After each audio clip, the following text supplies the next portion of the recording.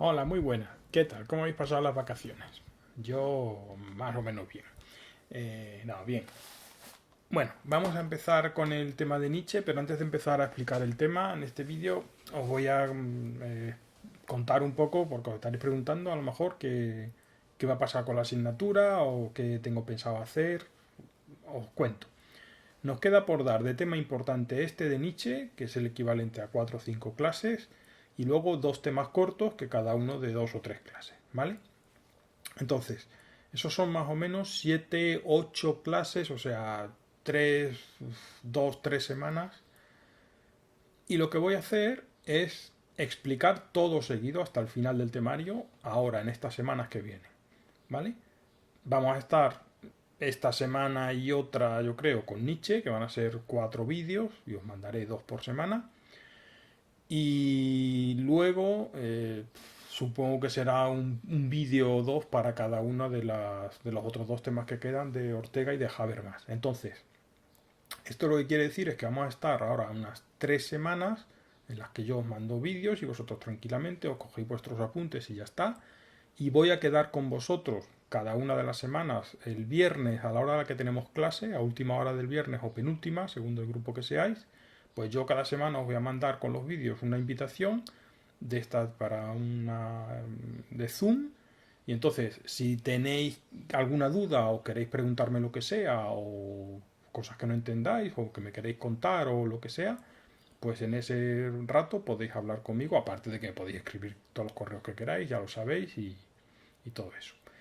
Bueno, pues lo que os decía, que mi idea es acabar de explicar el temario y a ver si en estas 3 o 4 semanas de explicar el temario se aclara un poco qué va a pasar, si vamos a volver a clase, si no, y en el caso de según lo que vaya a pasar o lo que parezca que va a pasar, pues ya decido yo qué hago. En cualquier caso, lo que haremos después va a ser repasar tranquilamente con cosas sencillas y que os sirvan un poco hacer a lo mejor alguna actividad. Bueno, ya lo pensaré, pero repasar. O sea, no se va a dar nada más y dependiendo de si volvemos o no volvemos, pues ya veremos qué tipo de cosas os mando para corregiros o no, o lo que sea, ¿vale? Pero por ahora, tranquilamente, vamos a seguir como si estuviéramos en clase, cogiendo apuntes y ya está. ¿De acuerdo? Bueno, pues venga, vamos con el tema de Nietzsche. El tema de Nietzsche es, como os he dicho, el último tema importante, porque Nietzsche es un filósofo muy, muy importante. ¿Vale? El tema de Nietzsche, aunque no es muy largo, lo voy a dividir en creo que 4 vídeos, todavía no estoy seguro, pero creo que van a ser 4 vídeos. En este vídeo de hoy, de ahora, perdón, que es el más cortito, solamente os voy a contar esto que os estoy diciendo, de cómo va a ir la asignatura, y quién era Nietzsche y cuál era un poco su contexto. Y luego una visión general de cómo es el tema para que vosotros, bueno, pues os organicéis un poco, ¿vale? Y luego el resto de las cosas, pues lo veremos en 2 o 3 temas. Ya me pondré con ello y cuando me ponga con ello a hablar, pues ya veré yo si me enrollo mucho y son 2 o 3 los que yo vea que son necesarios para entenderlo. Porque Nietzsche es un filósofo que es muy peculiar, tiene una filosofía muy especial. Además, en este tema vamos a hacer, o voy a hacer una cosa que no suelo hacer mucho, porque no, bueno, por motivos que tal, pero que es leer textos. Voy a leer algunos de los textos de Nietzsche. Entonces es un tema bueno, que yo creo que merece la pena porque además sé que es un filósofo que a algunos de vosotros, aquellos de vosotros que os gusta, os interesa la filosofía, que alguno hay, porque lo sé, pues os va a gustar. Porque es un filósofo que gusta, porque es un hombre pues muy rompedor y muy especial en las cosas que decía y seguro que os va a gustar. Entonces yo creo que merece la pena leer algunos de sus textos. ¿Vale? Pues venga, vamos a empezar. A ver, ¿qué pasa aquí? Ah, vale. Empezamos con... Os voy a contar un poco su vida, ¿vale?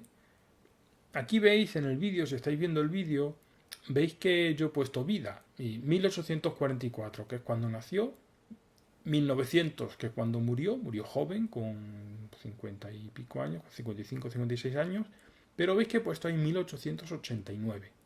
¿Por qué? Pues porque realmente Nietzsche estuvo lúcido hasta ese año. Nietzsche es un hombre que vivió muy atormentado por la enfermedad, se cree que era sífilis lo que tenía, entonces la sífilis ya sabéis que se desarrolla en forma de daños cerebrales y, en fin, él sufrió muchos dolores de cabeza, mucho malestar, ceguera, cegueras temporales que no le dejaban concentrarse, en fin, es un hombre que lo pasó bastante mal y en 1889, es decir, cuando tenía 44, 45 años, colapsó. O sea, se le fue la cabeza totalmente y a partir de ahí pues prácticamente estuvo pues, en un estado mentalmente pues casi vegetativo, ¿vale? Una persona totalmente ya fuera de la realidad hasta que murió. Entonces esto es algo importante para entender su filosofía porque esto de estar enfermo y de estar siempre con dolores y con molestias y pues esto influyó bastante en una especie de soledad que él mismo se autoindujo, se obligó un poco a vivir solo o quiso estar solo y también influyó en parte de su pensamiento. Pero bueno, no me quiero liar ahora, no me quiero enrollar con esto, ¿vale? Bueno, os cuento un poco lo que os he puesto aquí que es importante respecto a su vida. Que este es un filósofo del que sí que os voy a contar un poco de su vida, que ya sabéis que yo no cuento, no suelo contar casi nunca. Bueno, alguna anécdota, pero no suelo contar así. Tenéis una biografía bastante resumida y unos apuntes bastante correctos y bastante bien hechos en Webdianoia, que sabéis que es una web que tiene como apuntes de filosofía de segundo de bachillerato de muchos filósofos y está muy bien, es una web que podéis, donde todo está bastante sencillo, entonces aparte del libro y de los apuntes que cojáis, podéis mirar ahí cosas y ahí su biografía está muy sencilla y explica lo más importante. A ver, Nietzsche se quedó huérfano de padre cuando era muy pequeño. Entonces, él vivió siempre cuando era niño, un poco bajo la protección de su madre, que era muy madrero, no sé cómo decirlo, pero tenía mucho apego por su madre, y de su hermana, que era una persona muy especial, muy peculiar, de que luego os hablaré de ella, ¿vale? No es esta de aquí de la foto, esta no es su hermana, ahora os diré quién es. Entonces él, su padre era predicador o pastor protestante, entonces él tenía la intención de ser eso, o como pasaba muchas veces, ¿no? Que su idea en principio era formarse para eso, pero él enseguida se dio cuenta de que no iba por ahí y él se dedicó a la filología. Entonces él cuando se puso a estudiar estudios superiores, lo que le interesaba muchísimo era Grecia, la época de la Grecia antigua, entonces él se dedicó o se quiso dedicar a eso, a la filología griega y realmente su formación, aunque sabía mucha filosofía por supuesto, pero él de lo que sabía mucho era de griego, de la antigua Grecia, etcétera. ¿De acuerdo? Él sabía de sí mismo que era un hombre que digamos que no tenía abuela, es decir, era una persona muy orgullosa, no en el trato con los demás, sino intelectualmente él sabía que él era especialmente inteligente, que era una persona muy brillante. Entonces, él tenía, cuando era joven, tenía la idea de que iba a ser un gran intelectual y que iba a ser alguien importante en el mundo, digamos, alemán de las letras y del conocimiento. Que lo ha sido, pero después de muerto, pero en su vida no le conocía prácticamente nadie, ¿no? La gente le empezó a conocer justo en esa época en la que ya estaba en estado vegetativo prácticamente. Es decir, en vida fue un personaje que pasó totalmente desapercibido en su época. Bueno, el caso es que él, cuando en su juventud, que tenía esas aspiraciones y tenía esas... pues empezó a mover en el mundo de la alta cultura y entró en relación con Richard Wagner. Wagner es el músico que vosotros sonará, que hacía óperas larguísimas, que duran 6 horas y que son así muy tremendas. Entonces no voy a poner aquí ahora a hablar de Wagner, pero es un músico muy importante. Pero además de músico era muy importante porque digamos que él defendía en su obra o retomaba temas de la tradición alemana.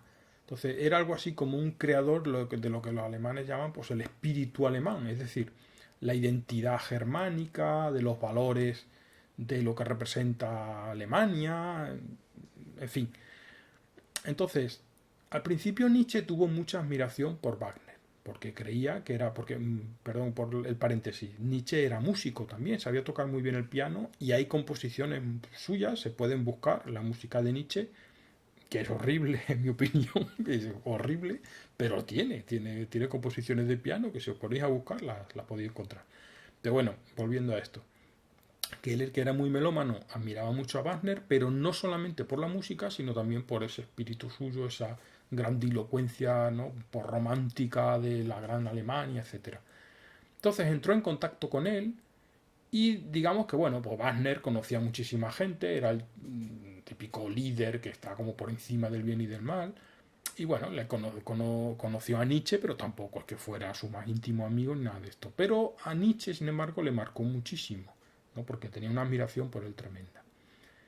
Esta admiración y esta relación con Wagner, cuando Nietzsche tenía veintitantos, 30 años, se fue a pique, pues, por motivos personales que no voy a contar ahora, pero bueno, se fue a pique, se dejaron, esa relación acabó, hubo ahí unas discusiones, unas historias. Entonces es como que Nietzsche, al revolverse contra lo que Wagner representaba, también cambió su mentalidad y su forma de afrontar las cosas. Y eso hizo que se volviera, eso, entre otras cosas, también su enfermedad y, bueno, la soledad un poco en la que vivía bueno, y en la falta de éxito, digamos, de sus ideas, pues eso hizo que Nietzsche como que se revolviera, ¿no?, contra lo que le rodeaba, contra la cultura en la que estaba, y le hizo ser el tipo de pensador tan especial que vais a ver que era, que es un hombre que, como él decía, filosofaba con el martillo, es decir, que lo que quería era como destruir todo, o sea, es acabar con todas las formas de pensar, mmm, todos los convencionalismos, todo lo que se da por bueno o por virtuoso, por normalmente correcto, pues intentar transformar eso en otra cosa. Eso le llevó a esta situación que os he explicado ya de soledad y de incomprensión. Entonces los últimos 10-12 años de lucidez de Nietzsche son los años en los que escribió sus libros más famosos y en los que desarrolló las teorías o las ideas que yo os voy a contar, porque tampoco son teorías así muy sistemáticas, ¿no?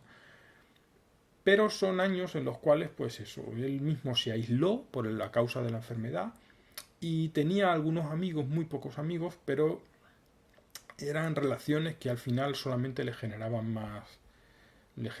más sufrimiento, ¿no? Os he puesto aquí esta foto que es muy famosa, donde él está con Paul Riz, que era un amigo suyo y también escritor, y esta es Lou Andrea Salomé, que es una mujer que era excepcional, una persona de una inteligencia impresionante, y que es una mujer, pues, que tuvo relaciones de amistad con Nietzsche, con Paul Riz, pero es que luego más tarde las tuvo también con Freud, es decir, muchos años después con Freud y también con Rilke, que es un poema que a lo mejor os acordáis de los versos que os hice en primero cuando entrasteis, que os hice interpretar unos versos así muy extraños de quién me oiría, ¿no?, en las, ¿cómo era?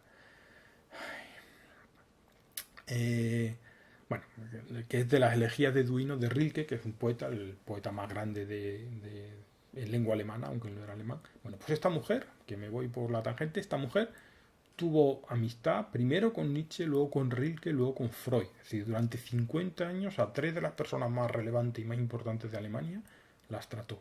¿Vale? Además, una mujer muy inteligente, escribió muchos libros, sabía mucho y bueno.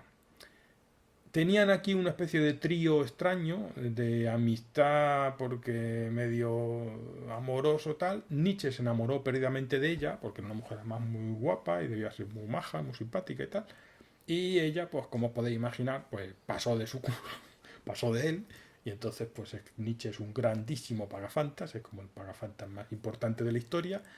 Pero esto ya hizo que ya acabara abandonando un poco la idea de que él pintaba algo en la sociedad, ¿no? Entonces ya se acabó recluyendo en sus ideas, en su filosofía, y eso se mezcló con la enfermedad, con el sufrimiento, y eso hizo que los últimos años, antes de caer ya finalmente en la locura, pues fueran bastante dolorosos para él. Además no tenía residencia fija, no tenía mucho dinero, estaba siempre un mes aquí, otro mes allí. En fin, es un hombre que tuvo una vida bastante triste, sobre todo si lo comparamos luego cuando leamos sus textos y cuando explique lo que piensa, con la grandilocuencia que tiene, ¿no? Que lo dice todo como si él fuera una especie de mesías, ¿no? Como alguien superior, no que él sea superior, sino lo dice todo como desde una torre de marfil. Entonces nos podemos imaginar a alguien que, pero realmente no, era una persona que lleva una vida bastante triste. Bueno, vamos a hablar, hay que hablar sobre la obra de Nietzsche, sobre cómo escribe Nietzsche, ¿vale? La obra de Nietzsche, sus ideas cambian desde que era joven y sobre todo pensaba sobre Grecia, que el libro más importante es El nacimiento de la tragedia. Fue su pensamiento cambiando hacia lo que yo os voy a explicar. Lo que yo os voy a explicar es más o menos lo que había, es su filosofía de su última época, que está, el libro más representativo es de Así habló Zaratustra, que es un libro muy importante y que al que le interese este tema le recomiendo pues, que le eche un vistazo por lo menos, porque de verdad que merece la pena, es una preciosidad de libro, ¿no? Entonces, la obra de Nietzsche es muy peculiar porque es una obra que no es la típica obra de un filósofo. Es decir, los filósofos, pues ya hemos leído algunos textos, suelen argumentar, son textos muy complejos, ¿no? Porque son muy abstractos, porque las ideas están muy estructuradas, muy sistemáticas. Bueno, en el caso de Nietzsche, Nietzsche es como si fuera un poeta. Es decir, él se expresa literariamente, sobre todo en sus últimos libros y sobre todo en Así habló Zaratustra. Entonces lo vais a ver en el texto de selectividad. Es un hombre que escribe como a fogonazos. Él suelta ideas en parágrafos cortos, siempre en capítulos cortos o en frases sueltas, ¿no? Y entonces él no usa solamente argumentos racionales. De hecho, a veces incluso él mismo hace, queriendo, el contradecirse. Se contradice precisamente para despertar en nosotros como una especie de asombro de decir, pero ¿qué dice este hombre? ¿No? Porque le importa más el sentimiento que despierta en nosotros que la idea que él realmente quiera transmitir.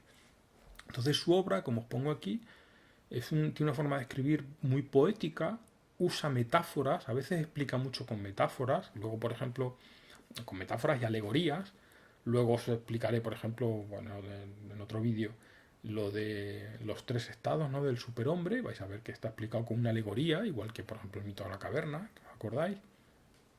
Es una obra asistemática, es decir, él nunca fue, o sea, en los libros de Nietzsche no dice, bueno, esto es la voluntad de poder. Pues mira, el capítulo uno no sé qué, no.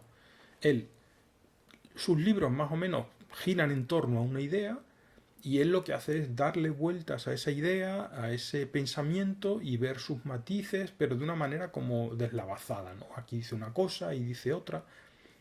Por ese motivo, las cosas que dice Nietzsche están todas sujetas a interpretación. Las cosas que yo voy a explicar, sobre todo en el último vídeo, si buscáis por vuestra cuenta podéis encontrar otra interpretación, otra manera de entenderlo, porque muchas veces realmente no sabemos qué es lo que él quería decir, ¿no? Y luego es un señor, un filósofo que era un visionario. Es decir, sus libros son libros que están en contra de lo anterior, que no se entienden muy bien, pero que presentan un futuro que luego alucinantemente hemos visto que realmente es un hombre que veía, es como si viera el futuro. Él, por ejemplo, pensaba que por cómo era su época, pues que Occidente o Alemania estaba abocada a unas grandes guerras. Y efectivamente, él murió en 1900 y fijaos en el siglo XX que hubo dos guerras mundiales protagonizadas por Alemania. Entonces, eso y otras muchas cosas, es un hombre que estaba como adelantado a su época, ¿vale? Y eso es algo de lo que muy pocos filósofos pueden presumir porque es una cosa que va más allá del ser gran filósofo, ¿no? Hay que tener una intuición muy fuerte y este hombre la tenía. Bueno, es una obra muy polémica, tiene libros, sobre todo en contra de la religión, tiene un libro que se llama El Anticristo, pues ya podéis hacer una idea, ¿no? Era un hombre ateo, se puede decir, crítico con toda la sociedad, como ya os explicaré, y es un hombre que por esta manera, o sea, un filósofo que por esta manera de escribir y de reflexionar, después de su muerte se le ha malinterpretado. Entonces, sus ideas se han usado como justificación de cosas de las que él mismo estaba en contra. Él, por ejemplo, estaba en contra del antisemitismo, pero sus obras y sus pensamientos se han usado para justificar, por ejemplo, el nazismo. Os he puesto aquí una foto para que veáis. Esta es la hermana de Nietzsche, ¿vale? Se llama Elizabeth. Entonces, cuando Nietzsche murió, su hermana se hizo cargo de su obra, ¿no? De organizar, publicar lo que quedaba de su obra y de interpretar. Entonces ella resulta que había estado casada con un antisemita y ella se metió, se acercó al movimiento nazi cuando empezó, pero esto estamos hablando de los años 30, o sea, 30 y pico años después de morir Nietzsche. Y aquí la tenemos saludando a Hitler, este Hitler. Es decir, que usaron a Nietzsche, los nazis, para justificar algunas de sus ideas totalmente absurdas y estúpidas. ¿Vale? Por ejemplo, identificar el líder supremo con lo del superhombre, que ya os lo explicaré lo que es eso, o la voluntad del pueblo alemán, ¿no? De imponerse a los demás como la voluntad de poder, que es otro concepto que también os contaré. Entonces, esto es una tergiversación absoluta de lo que Nietzsche pensaba. O sea, Nietzsche él pensaba cosas a lo mejor muy fuertes, pero no nada que se parezca ni al nazismo, ni a lo que luego fue el fascismo, ni nada de esto. ¿Vale? Entonces tenerlo muy presente porque a veces la gente, pues, en fin, la gente que no sabe o que no tiene ni idea, pues le es muy fácil asociar a un filósofo o a gente con ideas que no son las suyas. Vamos con lo siguiente. A ver, el contexto histórico-filosófico, con esto no me quiero enrollar, porque os lo voy a mandar por correo, el contexto que si os examináis os tenéis que estudiar. Además, Nietzsche es un hombre que, como ya os he dicho, estaba un poco al margen de su época. Él vivía, o sea, él criticaba la cultura a la que pertenecía, criticaba el pasado, pero él tenía la cabeza más puesta en el futuro. Entonces, el contexto a él le influyó mucho, pero en el nivel biográfico que ya os lo he contado. ¿Vale? Esto del espíritu alemán que representaba un poco Wagner, el hecho de que él vivía en una sociedad en la que se estaba desarrollando mucho la ciencia, la industria, y eso hacía que estuvieran empezando a cambiar los valores, todo se estaba empezando a volver, que esto también lo hemos visto en Marx, ¿no? Que es un poquito anterior, pero es casi de la misma época. Como la nueva forma de vida, ¿no? que trae la sociedad industrial, pues deshumaniza un poco o bastante a la gente, entonces los valores de antes empiezan como a derrumbarse. Bueno, pues esa crisis cultural, esa forja del espíritu alemán, porque Alemania sabéis que antes estaba dividida en muchos pequeños principados, que era lo que era Prusia, pero se reunificó, o sea, perdón, se unificó en el siglo XIX, entonces se intentó gestar ese espíritu alemán. Bueno, pues todo eso influye en su obra, pero influye de una manera pues muy compleja y muy deslavazada que no voy a explicar, porque además la voy a tener por escrito. Luego, irracionalismo y vitalismo. Estas son las dos tendencias filosóficas o los dos pensamientos filosóficos que se suelen asociar con Nietzsche y que no son creados por él, sino que vienen sobre todo de Schopenhauer, ¿no? Que es un filósofo al que él admiraba mucho anterior a él. Básicamente los dos se refieren un poco a lo mismo. Es la idea de que la filosofía tiene que abandonar el dedicarse a los conceptos abstractos, el dedicarse a la reflexión, el dedicarse solamente a lo racional, y que la filosofía tiene que mirar por otros valores, por los valores de la vida, de los sentimientos, por las emociones. Es decir, hay en nosotros una parte digamos animal, que también hay que atenderla y también hay que, bueno, pues que forma parte de quienes somos y que hace pues, que nos sintamos bien o mal, o seamos felices o infelices, o castiguemos a los demás o los tratemos bien. Entonces, esa parte del ser humano siempre como que se ha despreciado porque se asocia con el pecado, con lo negativo, con lo que no conviene. Vale, pues Nietzsche, la filosofía de Nietzsche sigue una tradición que empezó Schopenhauer, que es esta del vitalismo y que también se la llama irracionalismo, pero bueno, en el fondo es un poco todo lo mismo. ¿De acuerdo? Y luego esto de la muerte de Dios se refiere a lo que os estoy comentando de la desaparición de los valores tradicionales. No os digo más, porque entre que ya lo he dicho un poco cuando he explicado esto de arriba, ¿no? Esto de esta época industrial, ¿no? De la segunda revolución industrial. Y esto es un concepto que voy a explicar, un concepto de su filosofía, pues no voy a perder ahora tiempo en comentarlo porque ya lo explicaré y es algo que simplemente podéis mencionar y aclarar un poco si tenéis que hacerlo en un momento dado en un examen, ¿vale? Bueno, pues eso es lo que os quería contar de la vida y del contexto de Nietzsche. Ahora solamente 5 minutos para contaros un poco cuál es el sumario, es decir, el esquema de su pensamiento, que es el esquema del tema. Esto es como en aquí veis que me ha dado por hacer un preci de estos para ver cómo se hacía, que nunca había hecho ninguno. Entonces esta vez no hay un esquema, que tampoco hace falta, porque lo único que necesitáis es como este guión. Este es el guión de las cosas que voy a explicar. En el siguiente vídeo no sé si explicaré todo esto, los 4 puntos. Sí, va a quedar un poco largo, pero sí, supongo. Luego haré otro vídeo para esto de la muerte de Dios y el nihilismo y demás. Y luego otro vídeo para esto. ¿Vale? Ya os digo yo que este va a ser más largo, este más cortito y este también largo, pero no tan largo como este, que quizás sea el más importante. Si vais a selectividad, quien vaya a la EBAU, lo normal es que os pregunten alguna de estas cosas. O estos tres, bueno, alguno de estos puntos tal cual. ¿De acuerdo? Entonces, esta página de la presentación, pues copiarla porque es un poco el guión de lo que vamos a ir viendo. Y ya está. Yo me despido ya de este vídeo. Ya en el próximo os explicaré la crítica a la cultura occidental.